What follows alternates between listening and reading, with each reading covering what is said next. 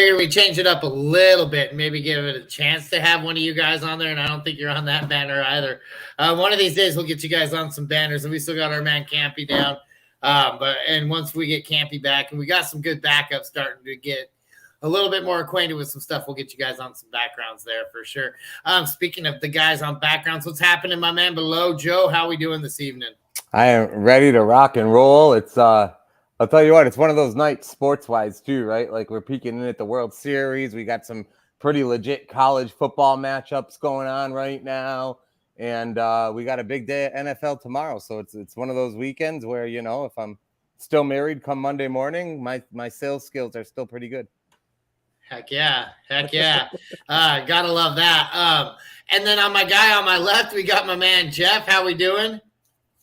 Normally, I would say it's a fantastic Saturday night. However, normally November 5th, you don't think to be warm. Here in South Carolina, it was 85 degrees today, and my air conditioning decided to stop working. So it's a little warm in here, but you know, like just about 87 in here right now. So if I'm drinking a little water, sweating a little bit, then don't let it faze you.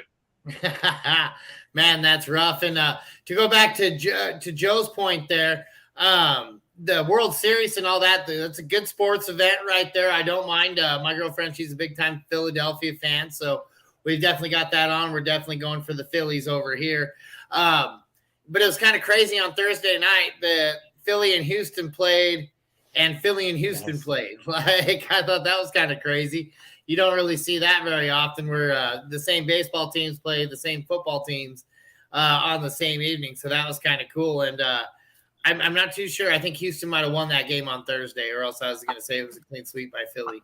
I'm sure somebody somewhere on some broadcast dug up the stat, but I'd love to know the last time that happened, to your point, at Worlds. I mean, and that's not even two regular season schedules running into each other. You're talking World Series to hit. Like, when's the last time you had a football game and a World Series game, same team, same city, and everything? That's crazy. Absolutely. I have to think the Patriots and Red Sox did it there, kid. I mean, just saying. That's true. That is true. So, there'd be a highest likelihood, I think, of one of those two combinations, right? Or that combination right there. We even have a guy popping in here saying "Go Red Sox," and that's a hell yeah from me, Blurpy. Hell yeah, go Red Sox. And we'll get to your question here in just a second. Let me just get to the little housekeeping part here, bud. Make sure you follow us at totalstitles.com. We got the best videos, articles, the best stuff in the business, man. We got some of the best writers. That website's getting cleaner and cleaner every day. You're going to want to get on there, keep up with that. Make sure you hit that like, subscribe, hit the bell, give us a 5-star review. Apple 5-star reviews go a really long way. Even if you want to get on there and say that you guys suck, we'll take it. Like, I like that. But put the 5-star review down at least. Help us out a little bit. And then we'll see what we can't do about getting your problem solved there. And also go to patreon.com/toilets-to-titles. We drop the tiers down there. My favorite is the $10 free entry into Frankenstank. That also comes with the Discord chat. It comes with the live waiver show that comes on Monday night. So you're going to want to get in on that. Like I said, that's less than a cup of coffee to get that waiver wire show. But the $10 for sure, get into the Frankenstank, because the Frankenstank is fun. I am in a nail biter of a Frankenstank matchup this week, boys. Woo! I tell you what, like, most of my weeks are pretty mellow because I started winning early. And when you win early in the Frankenstank, you can build up a beefy team. And I just ran into my first juggernaut, and so I'm like, uh-oh, but I'm up about 15 points, and we both had a player play on Thursday night. So that was a good thing. Woo! Okay. We'll get to that. Real quick, just we've got a little more housekeeping to add on to, because just real quick, Mikey, I know Toilets to Titles, we're starting to grow from a DFS perspective, daily fantasy sports perspective. I believe 2021 was our introduction to our weekly Dash of DFS show. We've obviously built that out this year, but just a couple of new things this week that Coach and I put together. Number one, that Thursday night game that we were just talking about, Philly and Houston, we threw out a DFS Thursday single game article Thursday morning, talked about it a little bit more during the day, and that lineup doubled up. It cashed out in all of the DraftKings tourneys. And what we've parlayed that into real quick, Mikey, Jeff, is we now have a Discord channel just for DFS. So the way, the way as a Patreon that you can go in and we can talk trades with you, we can start sits with you, anything else related to your full season team. We now have a DFS devoted channel. You can come in there. We're talking right now about, who our cheap plays are of the week that we like, who the guys we're paying up for. So basically it's an all week long version of this conversation that we can keep going through that Discord chat. So I know one of those Patreon levels gets you into that also. And we can, answer your DFS questions all week, not just for the 1 p.m. slate, but also for all these single game and primetime slates that pop up throughout the week too. That's awesome. Yeah, great point. I'm glad you brought that up for sure. Definitely, that's another great reason to hop onto that Patreon. That chat alone is probably going to be worth your $5 right there. I can almost say, we can't ever guarantee anything like that, right? For legal reasons or anything like that. But I can almost promise you'll get that money back by listening to the DFS guys in that chat Monday through Friday. And another thing is I apologize. I will get better about getting on that Discord. I know I've been kind of abandoning it. It's a tough platform for me to hop on. I don't know why I have such a tough time with Discord, but we'll definitely get a lot better about that for the Patreons for sure. We got our man Blurpy saying, should I start Waller, Ingram, or Likely? He has Taysom Hill too, but 99% sure Andrews isn't playing. It does look like Andrews is not going to be starting this week. Joe, we'll go ahead and do this blitz style. We'll go ahead and lead this off with you. Who are you starting in this bracket here? So I think this is kind of a good problem to have if you really got all three of these options. And I've been looking at these guys. And now he said start, so I'm not sure if he's really talking league or DFS. But I can tell you from a DFS perspective, I love Ingram this week. The target share that he's getting for Jacksonville, and then he finally got in the end zone last week, and I think he's like $3,200 this week on DraftKings. I love Ingram. You can't not like Likely after you can't not like Likely. Likely, if you watch their last game where Andrews was hurt and Isaiah, is it Isaiah Likely? Yep, Isaiah Likely. Yes, he had a lot of targets and a lot of catches, and not only the Andrews injury, but you also got to consider Bateman's out now too for a couple of weeks. So Likely is likely to get quite a few targets. So I won't argue with that. Waller's the shiniest name of the three. I gotta be honest though, I don't know. I'm feeling more consistency out of Ingram right now than even Waller. So I feel like if you're looking for 10 points, I think Ingram's the way to go. I get that. Yep. And, he says it's likely Andrews isn't playing. I like that. No, I'm 100% with you. To me, it's kind of crazy because if you ask me this question week 1, it's going to be Waller and it's not even going to be close. And right now it's like Waller is actually the least appealing of these three guys, in my opinion. I feel like I'd start Ingram over Waller. I feel like I'd start Likely over Waller. For my money, I'm playing Ingram this week as well. I do like he's gotten a lot up. He's got a higher uptick in the targets.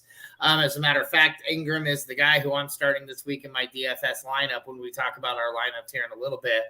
You'll hear me talking about Evan Ingram. What about you there, Jeff? What do you think? I'll make it a clean sweep with Ingram for sure. I'll give Likely one of the best last names in football. And as far as Waller is concerned, I could not be more down on the Las Vegas Raiders right now. I don't even know what Josh McDaniels is doing. He might be one and done as a head coach because his game plan has just been straight up awful. So I'm going to agree with you guys. I'll go with Ingram. I'm waiting for the first time Likely becomes questionable. Yeah. Well played, Mikey. Well played. I like that. We'll go ahead and turn that into our first segment here, the fades of the week that we have. We basically try to keep this to games and players, but for me this week, and I'll go ahead and lead this one off again. For me, it's the Cincinnati game. Cincinnati's been playing really, really poorly this ever since they lost Jamar Chase. It seems like they haven't been able to get control of that offense and keep that ball rolling up and down the field. And Carolina's had a fairly solid defense to play up against, but their offense is also their offense has been playing a little bit more explosive. But Cincinnati, I feel like, has a better defense than what they faced the past 2 weeks. I think you're going to see them slow a little bit down. I feel like this is going to be a low-scoring affair. So go ahead and pick your poison. I don't know if I like Boyd. I don't know if I like Higgins. I don't know if I like Burrow. Mixon, I'm still probably going to be playing in a few different lines this week, but basically that's all you're going to be looking at. Donta Foreman, I do like him. He's been getting a lot of productivity. I might be starting him in a couple of lineups too because of the cheap price, but even his price has gone up. So you'll probably see me fade him because you'll see he's an active play. Jeff, who do you got as players this week? So we discussed this earlier. You and I are certainly in lockstep on that Carolina-Cincinnati game as far as games are concerned, especially since it seems like Carolina has been playing more inspired defense ever since all their trades. It's just interesting to me. But as far as players for me that I'm fading, I'm fading Kyler Murray on FanDuel. He's 8,200 at home against Seattle. The last time Murray played Seattle, he only had 15 fantasy points. Seattle's defense seems to be much improved over the last few weeks. And I've said it before, and for whatever reason, Kyler Murray always plays worse at home than he does on the road, or at least seems to. So I'm fading Murray in that aspect. Oh, Mr. Mute. I think Mike's on mute. What do you got there, Joe? So, I'm gonna stay in the same direction looking at a game, and this is a surprise even to me, but I'm proceeding with a lot of caution as far as this Rams-Buccaneers game goes. And normally a game, teams that historically, especially the last couple of years, we love everything about these teams fantasy-wise, but it's just been too long this year with neither of these offenses really being able to get out of their own way. The Rams defense has still been pretty decent. The Tampa defense has been hot and cold. This is obviously a big game for both teams. I expect it to be a good game, but I am not jumping at, Kupp's 8,900 and just way more expensive than any other wideout on the docket. These, the Tampa offense in general has just been in rough shape. So I'm really proceeding with caution in that Tampa Bay game. And then one other thing, wide receivers in general this week, if you look at the 1 p.m. slate, and you got Kupp and Jefferson and Tyreek Hill and Diggs and Devonta Adams, but they're all 81 to 8,900. And, you go down the board a little bit. You got a Jalen Waddle at 7,400 who's playing just as good as all those guys, if not better. And then, even you get to the 5,000, you got a Romeo Dobbs who's the number one wideout on his team under 6,000. DJ Moore. There's a lot of value at wideout. So I'm fading the Tampa Rams game and really expensive wide receivers this week. I like it. I like that a lot. Yep, those are some good fades right there. The next step is going to players that we're paying up for this week. Jeff, I know we were talking in the chat earlier about some of these people that you're going to be paying up for. Why don't you go ahead and lead us off on this segment? Who are the players that you're popping up for this week? I'm paying up for a couple of guys, and I use paying up for loosely because to me they're undervalued on FanDuel. I've got Justin Fields at home versus Miami's. He's 7,400 on FanDuel. The last few weeks, he's got 230 yards on the ground and 2 touchdowns on the ground alone. He seems to be carrying this offense. Mooney's kind of coming into his zone. The Miami defense has not been great at all this year. They've let teams run up and down the field on them.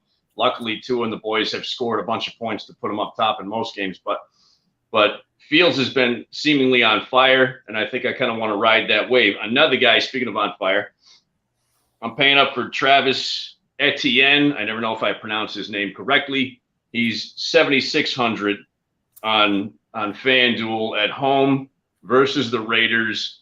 Obviously, James Robinson is out. It's pretty obvious he's the guy, and they have shown that he's the guy with the carries and the targets that he's getting.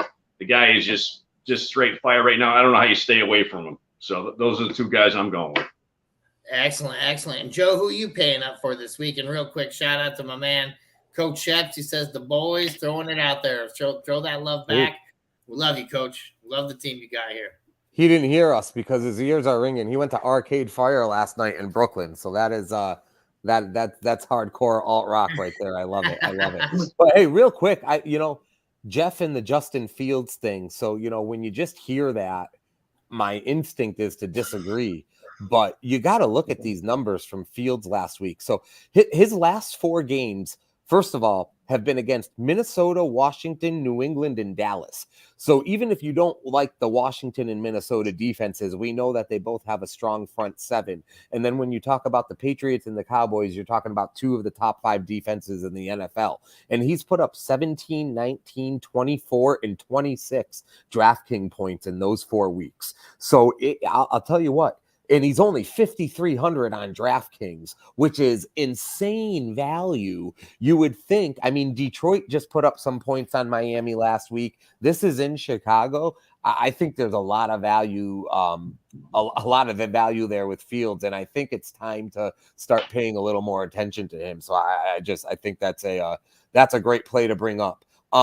For me here is we'll get off of the mayor train. His ego's big enough already.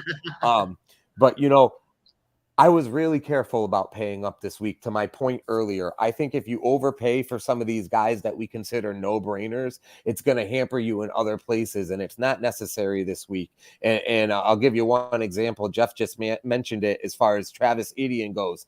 The guy's 6,300. He's gone for 28 and 22 his last 2 weeks.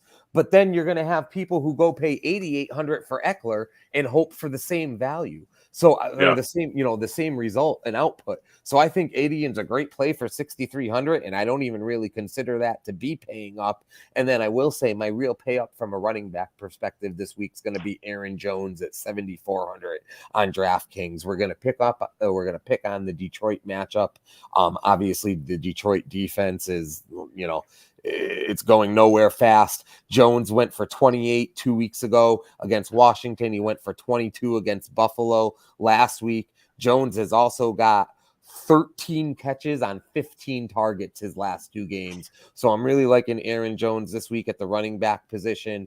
And, I'm really not paying up at wideout this week because I just don't think you need to. But if you do feel like you got to spend some money there, I'm going Jalen Waddle. Miami's playing at Chicago. Miami's clicking on all cylinders with Tua back. Waddle went for 106 and 2 touchdowns last week, and he's got 24 targets in his last 3 games. So gonna spend 7,400 there on Waddle. I like those. Those are both great pay-ups as well. And that's a great point about Fields. I do think he finally has a matchup that isn't terrifying. So he ought to be able to do something pretty good because that. You can say whatever you want. Dallas has one of the better defenses out there, and the Patriots are no slouch either. So to put up those kind of numbers against those 2 defenses is pretty amazing. Let me interrupt for 1 second. I don't disagree with Waddle in general. I get it. He had a big week last week. I'm certainly paying, and I left this guy out, but perhaps I should have put him up there. But Tyreek Hill, I get it. He's 8,700 on FanDuel. The guy has 42 targets over the last 3 weeks. He's far and away the most targeted guy on any field on any given Sunday. I don't know how anybody stays away from Tyreek Hill. Waddle's a talent, and he's certainly kind of a distraction going away from Hill and gets some targets and receptions. But Hill has just been an absolute monster. Yeah, well, Hill's on pace to start breaking records now. I think we're going to hear people because he's kind of slid under the radar up until the last couple of weeks, which is crazy. So I agree with all that, but I will just say, Waddle's got 3 weeks over 20, 2 weeks over 30. It's incredible what those 2 guys are doing as a tandem.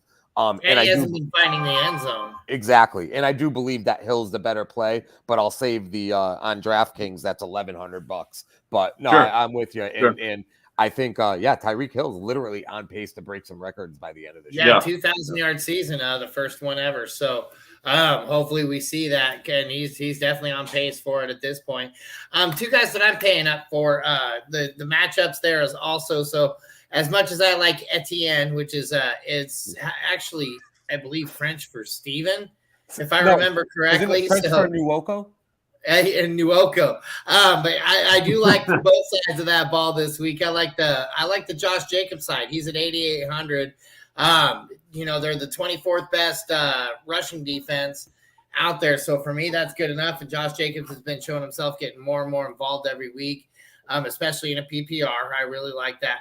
And the other guy is Justin Jefferson. I think Justin Jefferson has a big week again this week against that Washington defense. They're going to be throwing it quite a bit. He does have a couple shiny new toys there in Minnesota, but I think Justin Jefferson shall prevail. So those are the two guys I'm going to go ahead and I'm going to pay up for.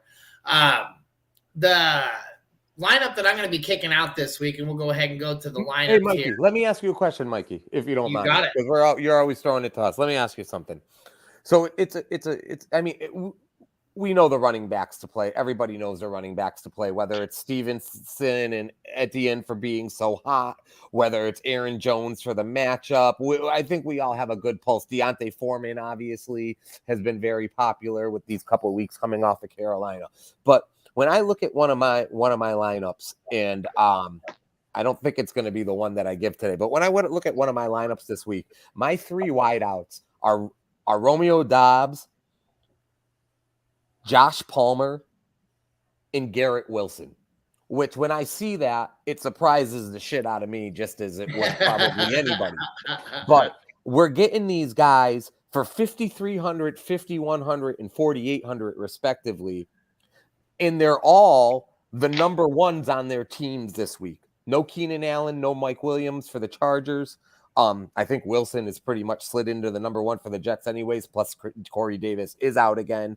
And I think Dobbs is pretty much, Lazard's questionable, so Dobbs obviously getting a lot of targets. How do we feel about these guys where maybe they're not number one wideouts historically or so far this season from a production perspective, but now with injuries, like where does that go for you when you're talking about a Garrett Wilson at 4,800 versus a Jalen Waddle at 7,500?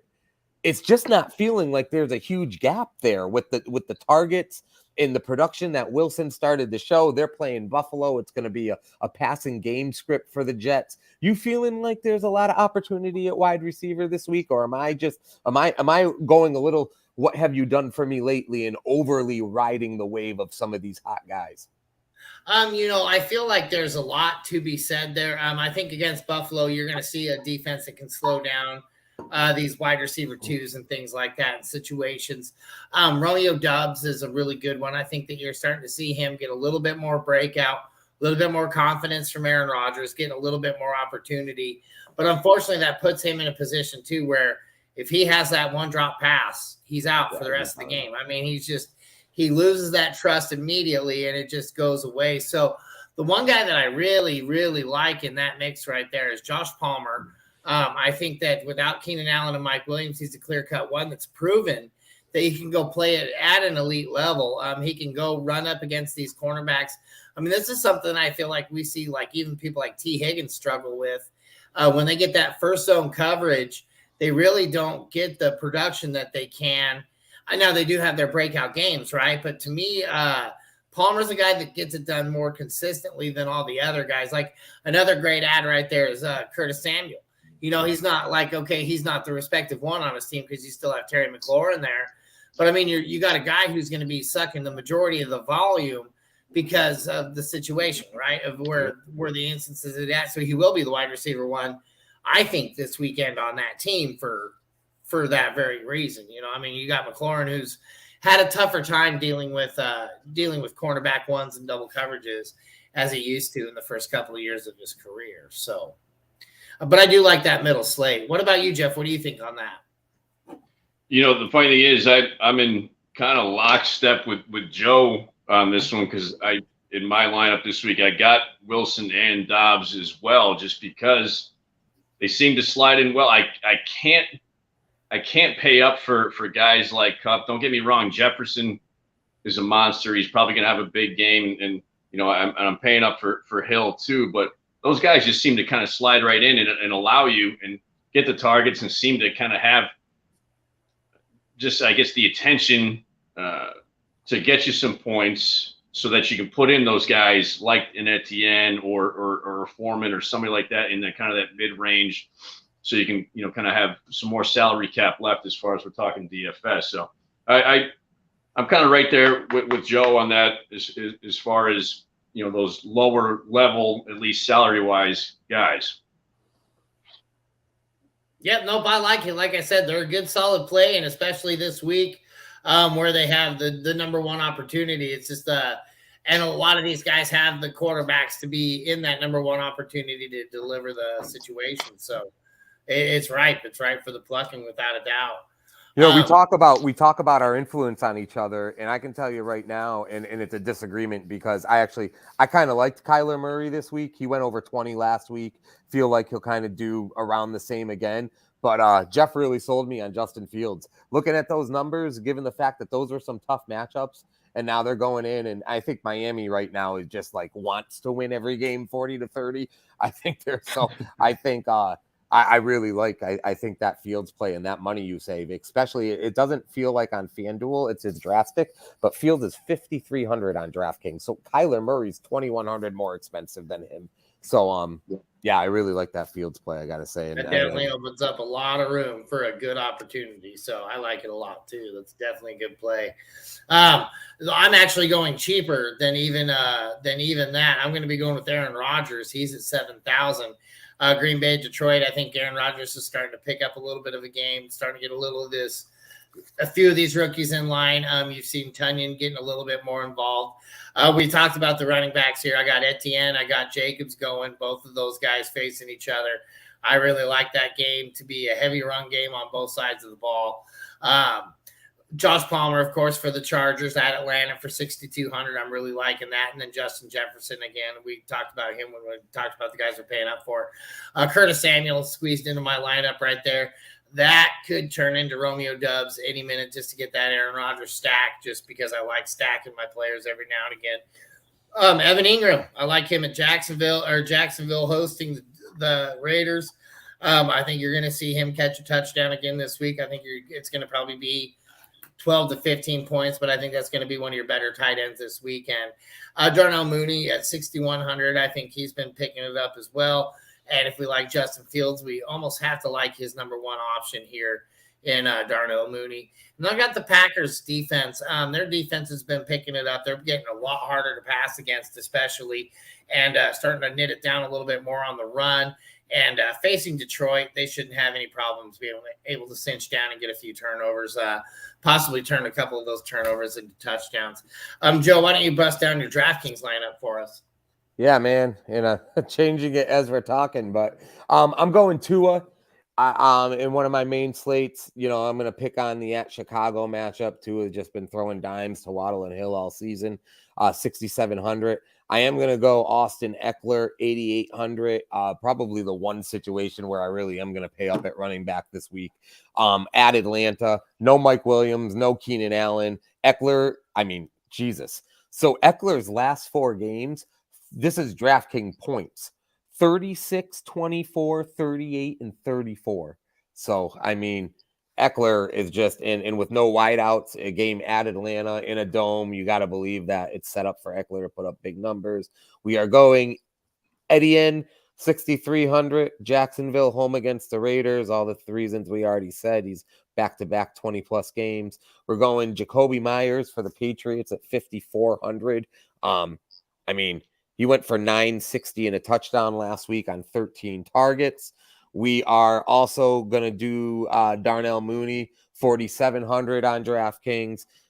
His target share is just too high to ignore. Got to believe he's set up for a trash fourth quarter touchdown against Miami. We got Jalen Waddle, 7,400 at Chicago. So we'll do the Tua Waddle stack. Loving how Waddle's getting in the end zone despite all the volume that Tyreek Hill's getting. We are going Tyler Conklin for the Jets, 3,200 at tight end, 6 for 79 and 2 touchdowns last week. Passing game script for them. Got to believe that he's in the running for some trash second half. And we will pick on that Detroit offense and take that Packer defense at 3,700. As trash as the Packers have been, even last week, the Packer defense put up 6 at Buffalo. I got to believe that anytime you're at Buffalo, you're probably putting up negatives. So Packer defense hasn't been as bad, makes it even more mind-blowing on how horrible that offense has been. But we'll pick on that Detroit offense again. Muty. Mikey Muty. Muted Mike. I said I like that lineup, man. That sounds like a good, solid one. I like a lot of the layovers that me and you have. And yeah, Trey S, just to let you know, yep, redraft questions are always all right on our shows. We're always ready to.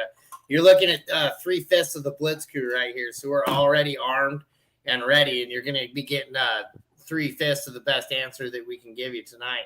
60% of the time, we're right all the time. That is correct. Yeah, we're like Sex Panther. Jeff, what you got, buddy? Who you got playing this week? I think Sex Panther was Joe's nickname in high school, but I digress. So I won't beat a dead horse. We know I'm going Fields. 7,400 home against Miami. I got Etienne. 7,600 home against Vegas. I'm rolling the dice. Cordarrelle Patterson's coming back. He's home versus the Chargers. He's 7,200. Very tempting. So we'll see what happens. Again, it's a bit of a roll of dice on Cordarrelle Patterson to see how he fits back into the offense, especially with Marcus Mariota there. The wide receivers we discussed, Garrett Wilson, 5,800, home versus the Bills. Dobbs in Detroit, 6,100. Tyreek Hill in Chicago, 8,700. I wanted to go Ingram. I couldn't bring myself to pick two Jacksonville Jaguars, so I'm going Gerald Everett in Atlanta, 5,800.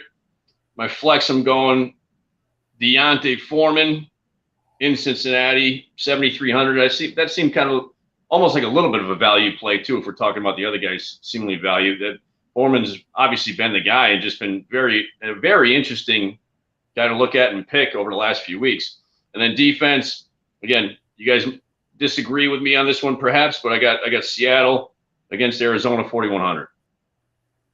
I don't necessarily disagree. I just I think I've seen just too many times where Seattle's been crumbling and not giving it up. But I do really like Seattle's matchup this week. I think that's a great play as well. And again, like last week, I almost had it again. I was on a 5-week streak of picking the number one defense, and who was it? The Saints. The Saints outscored my pick by 2 points, but I had the second best. But it was only outscored by 2 points. So I was pretty proud on that one as well. So that's a great lineup, man. I'm excited to see it. Our man Trey says, perfect. Full PPR, sit one, Juju Boyd or Josh Palmer. Thanks and good luck this week. Wow. I think on this one, I think I'm sitting Juju because I really like Boyd this week and I really like Josh Palmer this week. Again, I told you I didn't really like a whole lot coming out of that Cincinnati game this weekend, but I do feel like Boyd's going to have a little bit more production. Juju has just really haven't done anything to impress me. He has been getting involved a little bit more and more, but I just haven't seen enough to where I want to start him in any of my lineups. Jeff, what do you think? Yeah. I mean, I'm tempted to say sit Boyd, but yeah, I mean, Juju has had one good game with the Chiefs. He just seems to be too much in too many options, I guess, there in Kansas City, where Boyd is really kind of the second guy in line behind Higgins, seemingly has more opportunities, and we already discussed the opportunity that Palmer has. So I'd agree. I'd sit Juju in that aspect. Excellent. Joe, what do you think here? Yeah, surprisingly enough, I'll give Josh Palmer the shot. I think you got to play Boyd. And, Palmer got some legit target share last week once Mike Williams went down too, in addition to Keenan Allen. So I think you got to sit Juju here too. Excellent. So that's a 3-way right there. We all pick sit the Juju. What else you got? Bring them on. We'll blitz at 9:45 p.m. We're ready. That reminds us, here in about 12 hours, we'll be 12 hours and 45 minutes to be exact. We'll be on here with the rest of the crew, getting it down. And heck yeah, we appreciate you asking, man. Get on here anytime.